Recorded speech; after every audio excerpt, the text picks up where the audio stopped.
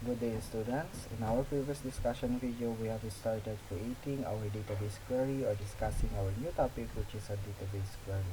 So in our previous discussion video, we have displayed all of the information that is included into our table. This time, using the database query. This time, we're going to enhance your skills on our database query. So to start with, here is our objectives.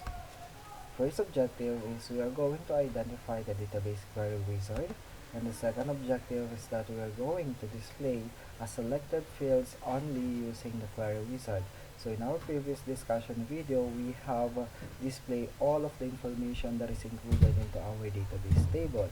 This time, we are going to display only selected field names and selected information uh, coming from our database table, and of course using still the query wizard. Okay, so before we start, here are the process questions that we need to realize and we need to answer at the end of this discussion video. So why is a database query important in creating an effective and efficient database system? What is the importance of the query or of the database query into our database system? What if we don't have our database query into our database system? What do you think will happen? Okay, now before we proceed to our demonstration, let's have a short review what really is a database query. So it says here that a database query is a request to access data from a database to manipulate it or to retrieve it.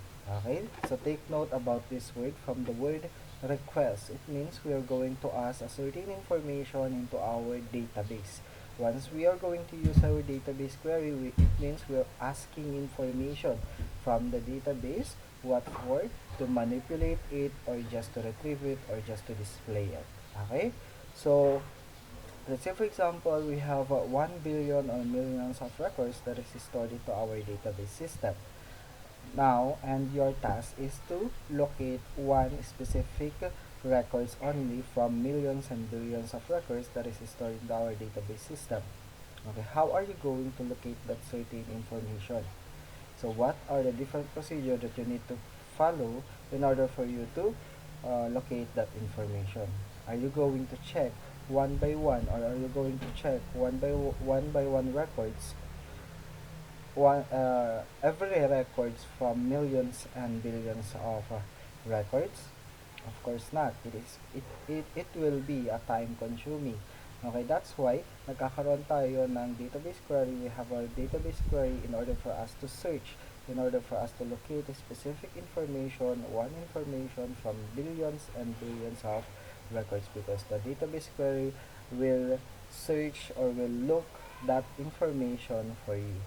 Okay, so because database query is just like, actually it's not just like, it is a search engine itself, search engine into our database system. Okay, of course with our search engine, we can now locate that specific information or one specific information from our database system.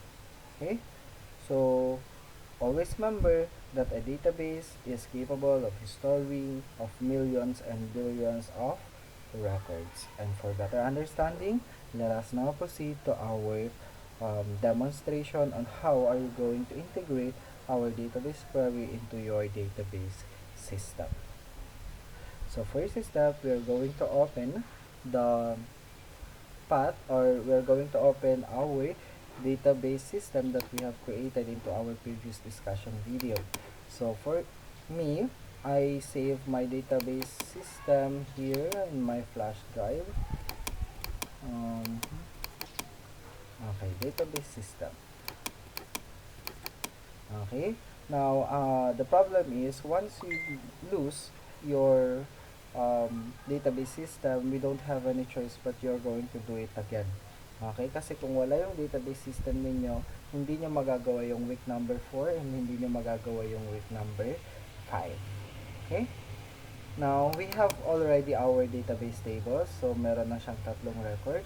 For today, we're going to display information using our query wizard, but we are going to show only specific field names only. We're not going to show or display all of the field names just like we did on our previous discussion video. So first step is to create tab, then click Query Wizard. After clicking Query Wizard, on the Query Wizard dialog box, it will show the different type of query. But this time, since this is your second time to use the query, we're going to use a simple Query Wizard muna.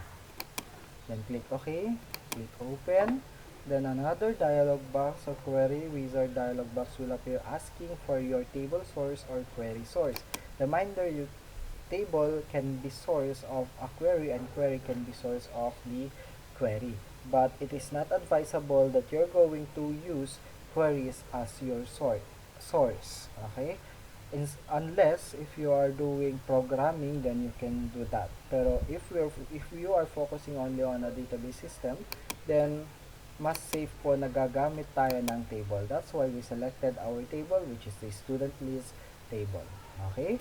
And our goal here now is we are going to display the full name of the students only. If we're going to show the full name of the students, full name composed of the first name, middle initial, and last name only. So these are the different information, or these informations will be displayed into our, or should be displayed into our database query. Okay, so we are going to display information, so we need to transfer the first name, middle initial, and last name to the selected fields.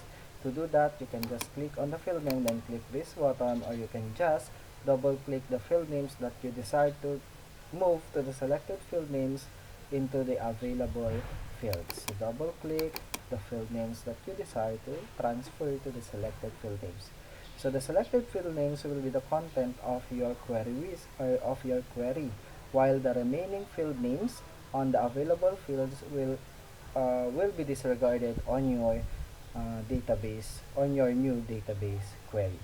So since we are going to show only the full name of the students, so we're going to show only their first name, middle initial, and last name. Then click next. After clicking next, we're going to change the name of the query.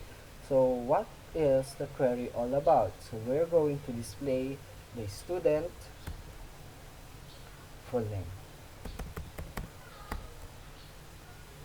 Student's full name. Okay, then after that, click finish. Okay, after clicking finish, then it will show now the full name of the student, which compose of the first name, middle initial, and the last name.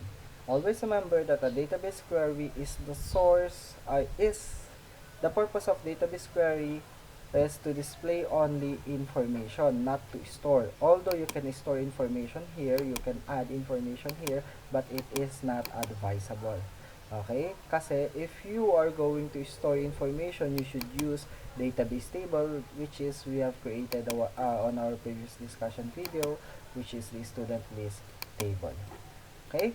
So always remember that the database query is here only to show information, not to store information. And of course, the database table is the source of our database query. So whatever will be the content of our database table will be the content also of our database query, because database query is just a search engine. And if you want to locate the full name of the student, all you have to do is to double click onto this query na na-save natin, which is the student full name. Then it will show now all of the full name of all of the students. Okay, because that is our criteria, to display only full name of the student. So let's say for example, we're going to add a new record. So let's see if tama nga ba yung sinasabi natin that the content of the table will be the content of the query. Okay, let's add a new record. Let's add a grade 3 student. Okay, and ang pangalan is Angel.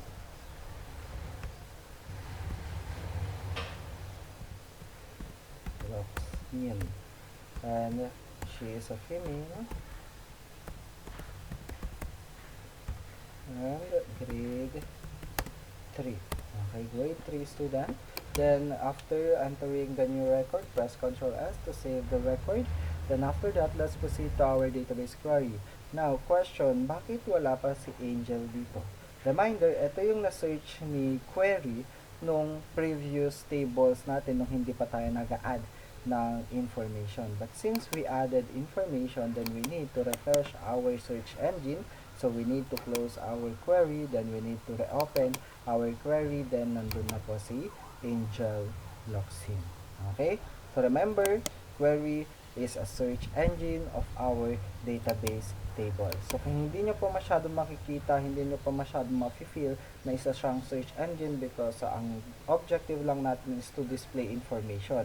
So as we discuss into our next online classes or into our next demonstration video, we are going or dun natin na mapapolish hanggang sa maging search engine talaga siya, just like the Google. Okay, until siya time maging mukha or kamukha siya ng Google. Okay, so that's it for week number 5. Okay, and don't forget our process question, which is why is a database query important in creating an effective and efficient database system. Okay, good luck to your LAS. And for those who don't have laptops or who have a difficulty on the application, you may use our alternative activity. But before you answer your alternative activity, please watch this discussion video in order for you to answer your alternative activity. Good luck, grade 9 students, and thank you for listening.